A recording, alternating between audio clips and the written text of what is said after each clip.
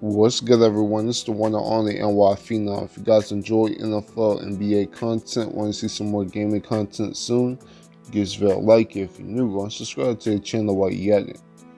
Now, let's go and get into this video. Listen, shout out to the Houston Texans, man. This is kind of how I predicted the game to go. I told you guys, the Colts have the better overall team. From top to bottom, overall to the coaching staff. The Colts have the better team. However, Watson is Watson. Okay, I know it wasn't the prettiest game by Watson. It wasn't nothing that was going to rise him to the MVP power rankings. However, 19 for 30, 298 yards, but he made the plays that were needed. Hopkins is a fucking stud. Hopkins is a stud, B. Hopkins is a stud. Will Fuller is that dude.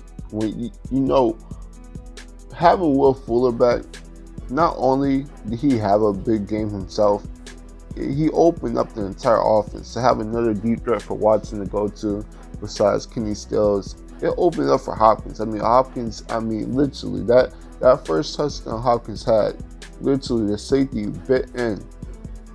He bit, which I believe was like a curl route, a crossing pattern. And it just left Hopkins all the way open back in the end zone. And, that's just the type of attention, I guess Will Fuller brings. Overall, running game was solid, I guess, nothing crazy. The Colts actually ran the ball really well. Jonathan Williams cracked 100 yards on 26 carries. That's not that, that's pretty solid. Nikhil Hines had a pretty good game rushing the ball.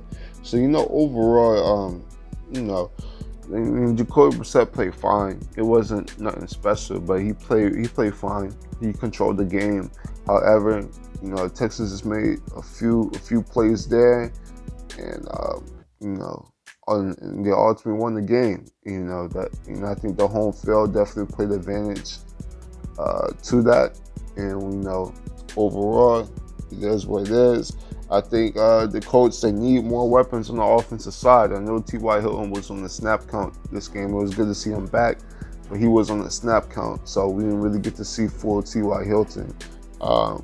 But they need other weapons, man, besides T.Y. Hilton. They need Devin Funchess.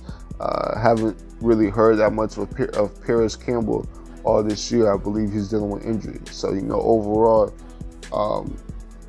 their two main weapons on the offensive side when it comes to the Colts, besides the running game, was the two tight ends in Eric Ebron and Jack Doyle. So, you're going to need more than that, man. You are.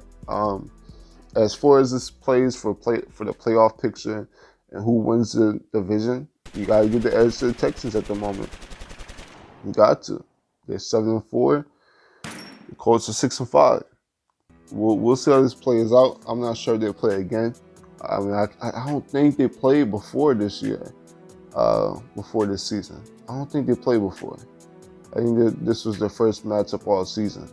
So I think we could be seeing another game, and the next game is going to be Indiana. So, we'll see how it plays out. I really didn't research. I'm not going to front. I didn't research at all for this game. Just overall though, the Texans, their defense, nothing spectacular. However, they got things done. They played really well. They did. They played really well.